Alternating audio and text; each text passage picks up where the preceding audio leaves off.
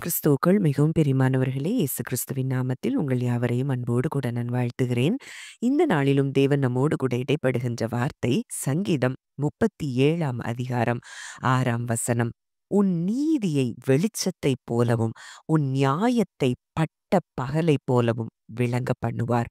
ஆம், இந்த வார்த்தையின் மூலம் தேவன் இன்றைக்கு உங்கள் ஒவ்வொருவரோடும் கூட இடைப்பட்டு உங்களை பலப்படுத்த விரும்புகிறார். அப்போ இன்றைக்கு நீங்க சொல்லிக் கொண்டிருக்கலாம், ஐயோ! என் நீதி எல்லாம் வெறும் அதாவது யாருக்குமே எல்லாருக்குமே மறைவா இருக்குதே. யாரும் ஒருவேளை உங்க சூழ்நிலைகள்ல உங்களை குற்றப்படுத்தினவர்கள், அதாவது நீங்க செய்யாத தவறுகளுக்கு தண்டனையை ஏற்றுக்கொண்டு இருப்பீங்க அப்படின்னா, உங்களை பார்த்து தான் ஆண்டவர் சொல்றாரு, உன் நீதியை வெளிச்சத்தைப் போலவும், உன் நியாயத்தை உங்க பக்கம் இருக்கிற நியாயத்த அவர் பட்ட பகலைப் போலவும் விளங்க பண்ணுவாராம். அப்போ இது நம்ம வேலை இல்ல. இது முழுக்க, முழுக்க, முழுக்க தேவன் செய்யக்கூடிய வேலை. அப்போ வெளிச்சம் அப்படின்னு சொன்னா என்னன்னு பார்க்கணும்னா, ஒரு இடத்துல வெளிச்சம் வந்துடுச்சுன்னா, அது எல்லாருக்கும் தெரியும்படி தான் அந்த வெளிச்சம் இருக்கும். அப்போ இன்றைக்கு உங்க நீதியை எல்லாருக்கும் தெரியும்படியாய் அவர் வெளிச்சம் போட்டு அவர் காட்டப் போகிறாராம். அப்ப இதுவரைக்கு நீங்க போன பாதைகள்ல குற்றப்படுத்தப்பட்டு, ஒருவேளை வெட்கத்துக்குண்டான ஒரு சூழ்நிலைகள்ல, அவமானங்கள்ல நீங்க இருப்பீங்க அப்படின்னா, உங்க நீதியை அவர் வெளிச்சத்தைப் போல விளங்க பண்ணுவார். உங்க நியாயத்தை பட்ட பகலைப் போல. அந்த பட்ட பகல் அப்படின்னு சொன்னா என்னன்னு பார்க்கிறோம்னா, அதாவது அந்த பட்ட பகல யாராலயும் மறைக்க முடியாது. அந்த வெளிச்சத்த யாராலும் மூட முடியாது. அப்படிப்பட்ட ஒரு வெளிச்சத்துல அந்த பட்ட பகலைப் போல உங்களுடைய நியாயத்தை தேவன் விளங்க பண்ணுவாராம். சரி, அந்த சங்கீதத்திலேயே அப்போ எப்படியெல்லாம் நம்ம இருக்கணும் அப்படின்னு சொல்லி சில காரியங்கள் சொல்லப்பட்டிருக்கிறது. அதுல முதலாவது காரியம் என்ன அப்படின்னா, 1வது வசனத்துல போடப்பட்டிருக்கு. பொல்லாதவர்களை குறித்து எரிச்சல் அடையாதே, நியாயக்கேடு செய்கிறவர்கள் மேல் பொறாமை கொள்ளாதே. ஒருவேளை இன்றைக்கு உங்களுக்கு எதிராய் அப்படிப்பட்ட காரியங்களை யாரு செய்தாலும் அவங்கள குறித்து நீங்க எரிச்சல் அடைய தேவையில்ல.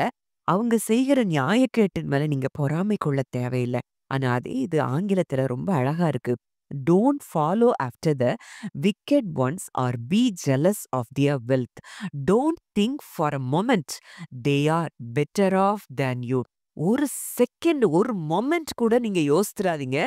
உங்கள விட அவங்க பெட்டரா இருக்கிறாங்க அப்படின்னு சொல்லி நீங்க யோசிச்சிராதீங்க. ஏன்னா, உங்களுக்கு நீங்க யாருன்னு தெரியாததுனால தான் அப்படி நீங்க என்ன செய்றீங்க? யோசிச்சுட்டு இருக்கீங்க. இன்றைக்கு சர்வ வல்லமையுள்ள தேவனுக்கு பிள்ளைகளா இருக்கிற நீங்கள், உங்களுக்கு மேல உங்களுக்கு விரோதமாய் செயல்படுகிற யாரும் இல்லை என்பதை நீங்கள் மனதில் கொள்ள வேண்டும். அதுல 3வது வசனத்துல பார்க்கிறோம். கர்த்தரை நம்பி நன்மை செய், தேசத்தில் குடியிருந்து சத்தியத்தை மேய்ந்துகொள். ஒருவேளை இவ்ளோ நான் நல்லது செஞ்சும், என் நீதி எல்லாம் இப்படி இருக்குது. என் நியாயம் விளங்கவே பண்ணப்படல அப்படின்னு சொல்லி அப்படிப்பட்ட நிலைமையில நீங்க இருந்தா கூட, ஆண்டவர் சொல்றாரு, நீ நன்மை செய். என்ன நம்பி நீ நன்மை செய். தேசத்தில் குடியிருந்து சத்தியத்தை மேய்ந்துகொள். அதுவும் ரொம்ப அழகா ஆங்கிலத்துல எப்படி கொடுக்கப்பட்டிருக்குன்னா, keep trusting in the Lord and do what is right in His eyes. Fix your heart on the promises of God and you will dwell in the land, feasting on His faithfulness. அப்போ சத்தியத்தை மேய்ந்து கொள்னா என்ன அப்படின்னா, அவருடைய வாக்கு தத்தங்கள்ல நம்ம இருதயத்தை பதிக்கும்போது, அவருடைய வாக்குத்தத்தம் பண்ணினவர் உண்மையுள்ளவர் அப்படிங்கிற அந்த இடத்துல நம்ம என்ன செய்வோம்? அதையெல்லாம் ரியலா நம்ம வாழ்க்கையில அனுபவிக்க ஆரம்பிப்போம். அப்போ சத்தியத்தை மேய்ந்து கொள்றதுன்னா, அவருடைய வாக்குத்தத்தங்கள் எனக்கு இருக்குது. அந்த வாக்குத்தத்தங்கள் மாத்திரம் தான் என் வாழ்க்கையில நடக்கும்னு சொல்லி, அதை அவரை நம்பி நன்மை செய்து அவருடைய வாக்குத்தத்தங்களை நம்ம உறுதியாய் நம்பும்போது, அப்படிப்பட்ட காரியங்களை நம்ம சுதந்தரித்துக் கொள்ளலாம். 4வது வசனம். கர்த்தரிடத்தில் மனமகிழ்ச்சியாயிரு. அவர் உன் இருதயத்தின் வேண்டுதல்களை உனக்கு அருள் செய்வார். அப்போ இன்னைக்கு சூழ்நிலைகள் எதிரா இருக்கலாம். மனிதர்கள் எதிரா இருக்கலாம். எல்லாமே உங்களுக்கு எதிரா இருக்கலாம். ஆனா, நீங்க அவர்கிட்ட மனமகிழ்ச்சியா இருக்கணுமா? ஏன்னா, அவரால செய்யக்கூடாத, உங்களுக்கு அவர் செய்யக்கூடாத அதிசயமான காரியம் ஒன்றுமே இல்ல. இன்னைக்கு நீங்க உங்க நியாயத்துக்காக போரிட வேண்டிய அவசியமே இல்ல. நீங்க செய்ய வேண்டியது பொல்லாதவர்கள் மேல் எரிச்சல் அடையாம, அவங்க என்ன காட்டிலும் மேலா இருக்கிறாங்களே!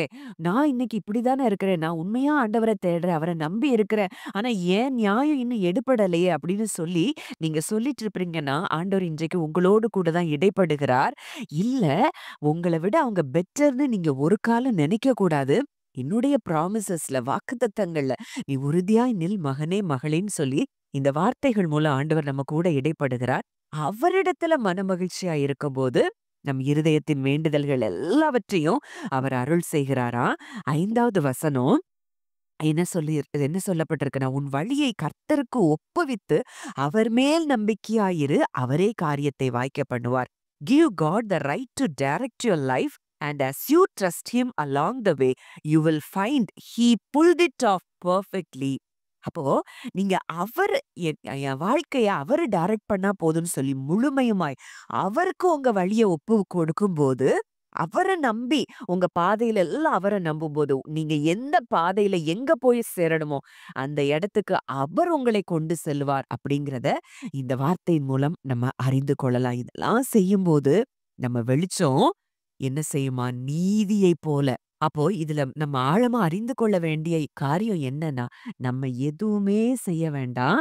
உங்க நீதியை அவர் வெளிச்சத்தைப் போல, உங்க நியாயத்தை அவர் பட்டப்பகலைப் போல விளங்க பண்ணுவார். அப்போ இன்றைக்கு உங்க நீதிய நீங்க, "ஐயோ! நான் யார்கிட்ட போய் சொல்லலாம்? எந்த மனிதர்கள்ட்ட போய் உதவி கேட்கலாம்? என்ன பத்தி இப்படி தவறா நினைக்கிறாங்களே! தவறா பேசுறாங்களே!" அப்படியெல்லாம் சொல்லி நீங்க நினைச்சிட்டு இருக்கலாம். ஆனா, உங்க நீதியை அவர் என்ன செய்வாரு? வெளிச்சத்த போல எல்லாருக்கும் தெரியும்படி அந்த நீதிய வெளிச்சத்த போலயும், நியாயத்தை பட்ட பகலை போல அவர் விளங்க பண்ணுகிற தேவன் நிச்சயம் அதை செய்வார். ஏன்னா யெகோவா சிட்கேனு அவர் நீதி செய்கிற தேவன். ஜெபிக்கலாம். நல்ல தகப்பனே, நன்றியோடு உம்மை துதிக்கிறோம், ஸ்தோத்தரிக்கிறோம் அப்பா. இந்த நாளிலும் எங்களோடு இடைப்பட்ட வார்த்தையின்படி தகப்பனே, இதை கேட்கிற ஒவ்வொருவருடைய உள்ளங்களிலும் இந்த வார்த்தை எழுதப்படட்டும் அப்பா.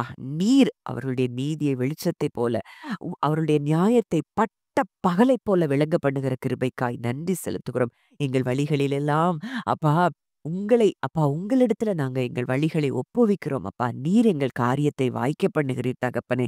நன்றி செலுத்துகிறோம். அப்பா, உம்முடைய ப்ராமிசஸ்ல நாங்க எப்பவும் உறுதியாய் நின்று எல்லாவற்றையும் சுதந்தரித்துக் கொள்ள பரிசுத்த ஆவியானவர் எங்களுக்கு கிருபை தரும்படியாய் நாங்கள் ஜெபிக்கிறோம். உம்முடைய கரங்களில இதை கேட்கிற ஒவ்வொருவரையும் தாழ்த்தி ஒப்புக் கொடுக்கிறோம். கர்த்தர் ஆசீர்வதித்து வழி நடத்தும். இயேசுவின் மூலம் கேட்கிறோம்.